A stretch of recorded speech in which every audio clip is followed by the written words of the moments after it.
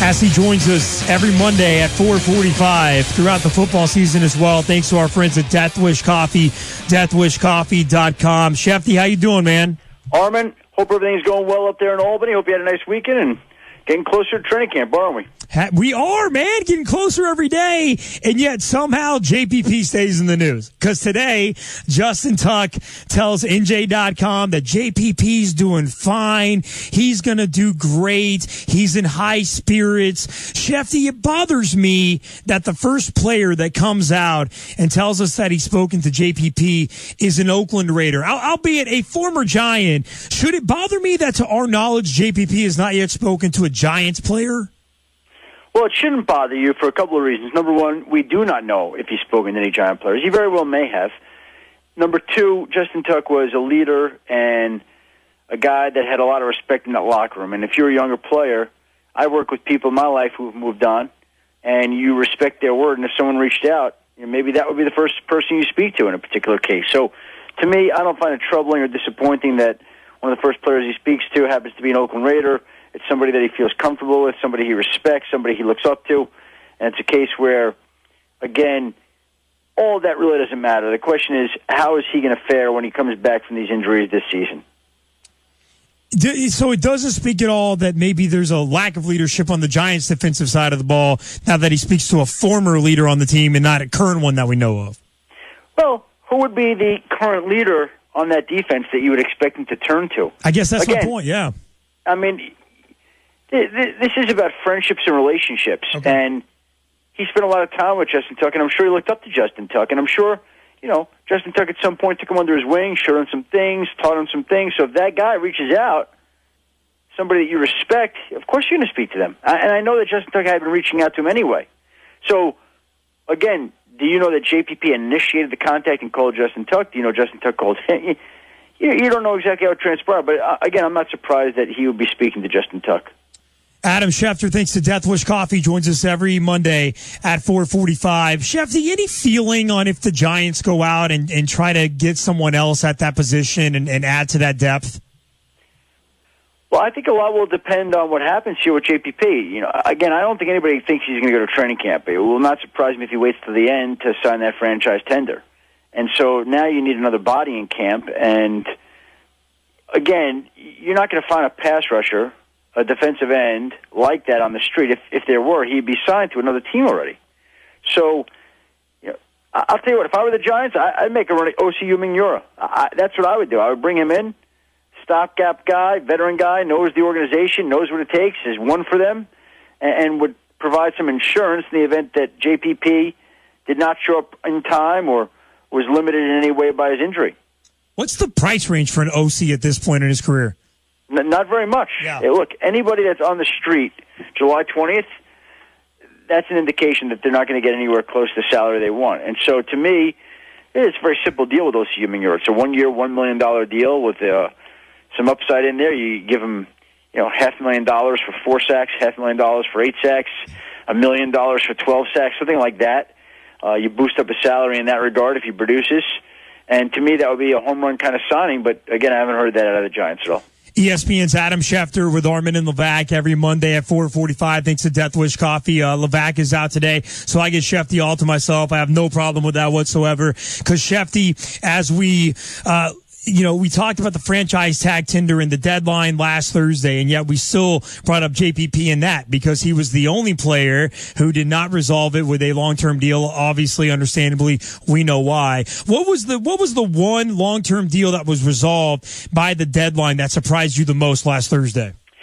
Armen, I would not say it was one deal. It was the number of deals that got done before the deadline that surprised me. We saw 4 deals on deadline day.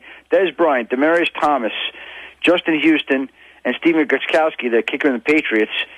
4 deals get done when it had to, which goes to show you, again, deadline spur action. And in all the years I can remember, I don't remember with the last day to sign a franchise player to a long-term deal coming upon us, don't remember 4 deals going down like that. That was the surprise. Like, Justin Houston didn't surprise me by itself. Des Bryant, in and of itself, didn't surprise me. Same with Demaryius Thomas. Same with Steven Gostkowski. But when you factor in that they're all taken together, 4 deals in like a 12-hour span, That was a lot. In fact, Justin Houston signed roughly at, let's say, noon Eastern. Right. And then by 4 Eastern, so we're talking about a 4-hour span, there were 4 deals done. 4 big deals. So that was surprising to me. Well, and of course, around 3:20, Des Bryant gets his deal done. 15 minutes later, Demaryius Thomas gets his deal done. It's almost identical, except $1.5 million off on the signing bonus. The NFL Players Association probably has a case of collusion, but as far as we know, they're not going to pursue that. No, both players got long-term deals, and the Broncos came out afterwards, denied it. They had never been contacted. The Cowboys strongly denied it. I'm sure the NFLPA had some reason to raise the issue that it felt there was collusion between the two sides. But the fact of the matter is they're colluding against a deal. And both players got long-term deals. Both players got long-term deals they were happy with, or they wouldn't have signed them. And so because of that, the NFLPA moving forward with a collusion claim seems dubious at best. Who won between Des Bryant and the Cowboys? Was there a clear winner on that deal? Well, look, the winner is always proven out over time, Armen, but Des Bryant got his guaranteed money, which is what he wanted. And Dallas could ill afford to head into the season minus DeMarco Murray, who was in Philadelphia, without its star, top, touchdown-making, producing wide receiver. And so, I mean, you can say Dallas won, you can say Des Bryant. That's the idea of a deal, right? Two sides being able to live with it. I'm sure Dallas paid more money than it wanted to. I'm sure that Denver paid more money than it wanted to, KC too, and New England. But they got a player under the franchise tag that they get to keep. In Denver, now the Broncos don't have to use their franchise tag on Demaryius. Again, after the season, they can go use the franchise tag on a player like Von Miller if the Broncos determine that's what they want to do. ESPN's Adam Schefter with Armen and Levack. Thanks to Death Wish Coffee right here out of Round Lake, New York. Adam, Brett Favre seemed surprised and humbled that he was forgiven the way he was in Green Bay with over 67,000 people at Lambeau Field over the weekend. You obviously were covering that situation very closely at the time in 2008. Were you surprised by the reception he got this weekend? No, listen, first of all, time heals a lot of wounds. And I think that anybody in any walk of life can think about some sort of argument or fight that they got into with a loved one, a friend, and over time those feelings soften. They just do. And there's no way that Brett Favre could do as much as he did for that organization and that city, and not after the passage of time and some healing, be received the way he was. And when you saw the pictures of Lambeau Field on Saturday night, the fans were just packed in there. It was a tremendous salute, really a hello and a goodbye to Brett Favre. They never really got to say goodbye to him because essentially stayed away, wound up going to being traded to the Jets, and it was a situation there where they didn't get to give him the send-off that they wanted. So this was their chance, and what was 67,000 strong, as you mentioned, in Lambeau Field. I mean, where else are you going to get 67,000 people on a Saturday night in the summer to send off one of their football icons? And you know that's the great part about Green Bay. Its life is centered around football and the Packers. And you know, you're talking about one of the greatest Packers who's ever put on a Green Bay uniform. Okay, so Brett Favre or Aaron Rodgers has been the debate that I heard right here on ESPN Radio on Saturday. It was heavily towards Rodgers. I'm leaning towards Brett Favre. You covered both guys closely. Which one would you have on your team? Well, I think people are leaning towards Rodgers because he's in the prime of his career and his play is freshest in our mind. Sure. Correct if I'm wrong. And let me say this. Aaron Rodgers, to me, is the best quarterback in the league. He's one of my absolute favorite players to watch. But how many MVPs has he won? 1 or 2? 2? Aaron Rodgers, do you know? I can look it up. Brett Favre won 3 straight MVPs, I believe. Yeah. 3. So, you know, people forget that he did that. But he did. And at the height of his career, he was an incredible quarterback. Plus, he played in a different time and era almost. I know it sounds ridiculous, but over the last 10 years, we've seen a proliferation and an explosion of passing numbers to the point where, you know, Aaron Rodgers is able to do some things that Brett Favre may not have had the chance to do. But you're talking about, in my mind, 2 Hall of Fame type quarterbacks. They're both great. You know, would you rather have chocolate or vanilla ice cream? Yeah. And I hear you. It's a great comparison. Two MVPs is what Aaron Rodgers one in Green Bay. Would love both of them. You know, everybody talks about Brett Favre and the forced mistakes that he made, but I'm with you, just the Warrior and the fact that the amount of games that he played and Eli Manning being second, and it's a distant second in that as well. ESPN's Adam Schefter thinks of Death Wish Coffee. All right, Adam, Phillip Rivers, the contract negotiations, the reports now are that the talks are stalling. Phillip Rivers and the Chargers, are they going to get a long-term deal done? Well, at some point, if Phillip Rivers wants to play, they'll get a deal done. If he wants to play, that's the question. What happens to the San Diego franchise? Do they wind up moving to L.A. next year? Does Phillip Rivers stay behind? Does he go with them? How does that play out? And I think that's part of the reason he's not in any rush to sign right now, is there's a lot that still has to go on, and he's got to make a decision about whether he wants to move his family, 6 kids, to L.A. That's a decision they'll have to make, and we'll see how that plays out. But I don't think he's in any rush, and they have the franchise tag, so if they want to keep him, they can certainly keep him, and we'll see how it plays out.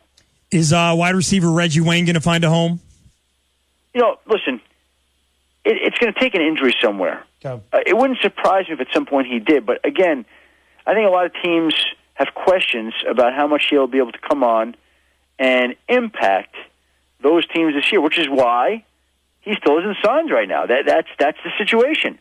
If he was somebody that teams could really count on right now, you know, this isn't Reggie Wayne when he was 28. This is Reggie Wayne at his current age, and there's a difference. And you're talking about one of the great all-time players, but again, he's older, and when you get to that age, at the wide receiver position, it's not as easy to produce. ESPN's Adam Schefter, thanks to Death Wish Coffee. Shefty, do you have any updated feeling on whether or not Aaron Kromer, the Buffalo Bills offensive line coach, will be able to keep his job once this thing is all said and done? Well, I think they want to see what the legal process determines first and foremost, and I think we'll get some answers later next month. And once we get that, then the Buffalo Bills can make a more educated decision. Look, you never want to rush to judgment or anything.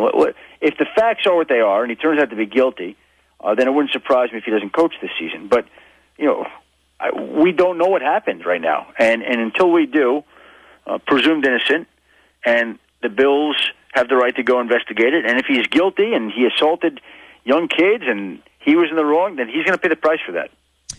Schefter, you tweeted out that the NFL has kind of tweaked their logo with the 50th Super Bowl coming up. Any other big 50th Super Bowl plans that we'll see a little different this year to celebrate that? Well, I think you're seeing a lot of Super Bowl rematches, and you'll see those in primetime games. If you'll go back and look at all the games, all the Super Bowls that have been played, the NFL went out of its way this year to schedule a lot of those games in prime time, Thursday night slots, Sunday night slots, Monday night slots, so that we see certain rematches of previous Super Bowl meetings and the 50th anniversary of the Super Bowl. Again, that logo, they did change. We've seen it before. I didn't know it was to honor Super Bowl 50 and it was going to be an all-season thing, but that's exactly what it is. The NFL's changed the colors of its shield to black and gold to commemorate the 50th Super Bowl. And again, I think the NFL is hoping and thinking and believing that it'll be one of those type of memorable seasons.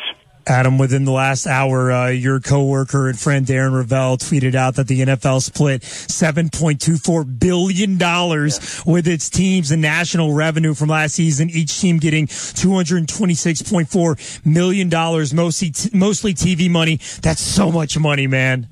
Well, that's the reason that the cap is going up and going to continue to go up, and there'll be more money for players and more money for franchises, and the reason the Dallas Cowboys are valued at over $3 billion because the NFL has become our national pastime. It supplanted baseball a long time ago. It's the most popular sport in this country. We can talk football every single day of the year. We can watch it. The explosion of fantasy football has certainly aided in that, and because of that, because the numbers being what they are, yeah, teams today split $7.24 billion, $226.4 million per team. Now, most of that's TV money. We know the big prices that networks are paying for rights fees. We see it in all sports across all platforms, but there's no property as valuable as the NFL, and that's reflected in those numbers today. Adam Schefter, thanks to Death Wish Coffee. Adam, we'll do it again next Monday at 4:45. Thanks for your time, man. Look forward to it, Armen. Thanks for having me today. Have a great week. Thanks, Schefter. You too.